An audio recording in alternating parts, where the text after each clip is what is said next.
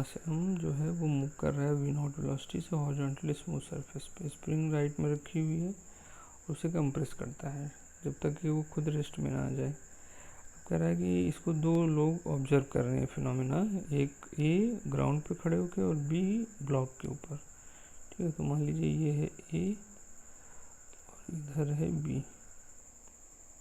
ठीक है, अब यहाँ पर आपको बताना है फर्स्ट 31st में कि to an observer A work done by spring कितना होगा, और 32nd में बताना है to an observer A work done by the spring force on the block कितना होगा।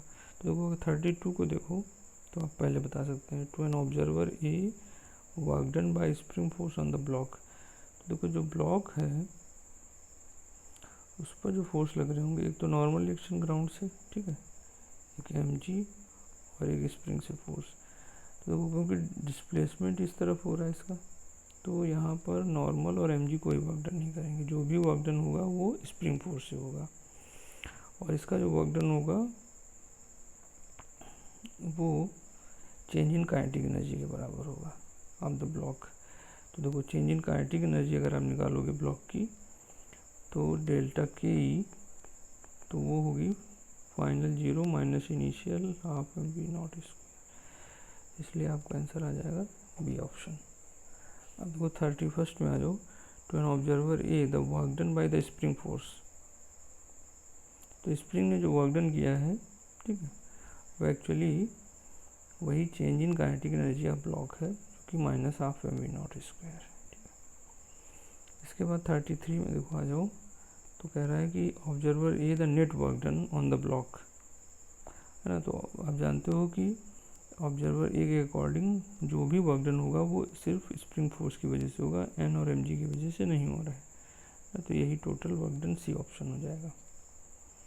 इसके बाद 34 में कह रहा है according to observer A, first part में kinetic energy of the block is converted into potential energy of spring. ठीक है, इसके बाद बी में कह रहा है mechanical energy of spring mass system is conserved. Okay, इसके बाद कह रहा है block loses its kinetic energy because the negative work done by the conservative force of spring. तो ये तीनों सही है, इसका मतलब डी ऑप्शन हो जाएगा। इसके बाद 35 में कह रहा है to an observer B when the block is compressing the spring. तो देखो जो बी है खुद ब्लॉक के ऊपर बैठा हुआ है, ठीक है। तो जब ब्लॉक के ऊपर बैठ के किसी चीज़ को ऑब्जर्व करेगा या खुद ब्लॉक को ऑब्जर्व करेगा, तो ब्लॉक उसे हमेशा रेस्ट में नज़र आएगा, ठीक है। तो हमेशा रेस्ट में नज़र आएगा, इसलिए तो जो है ऑप्शन सी पढ़ो आप, kinetic energy of block will always be zero, है ना। तो ये सी ऑप्शन हो जाएगा। ये नहीं होगा, velocity of block is decreasing, क्योंकि वेलोसिटी दिखेगी नहीं, रिटार्डेशन दिखेगा ही नहीं, ऑल ऑफ ए वो होगा नहीं, ठीक है। इसके बाद वो 36 में कह रहा है according to observer B the potential energy of spring increases. तो बी को स्प्रिंग की पोटेंशियल एनर्जी क्यों बढ़ती हुई नज़र आ रही है, ठीक है। ये स्प्रिंग है, तो यहाँ पे देखो इसके बीच में एक लग रहा है कॉन्टैक्ट फोर्स।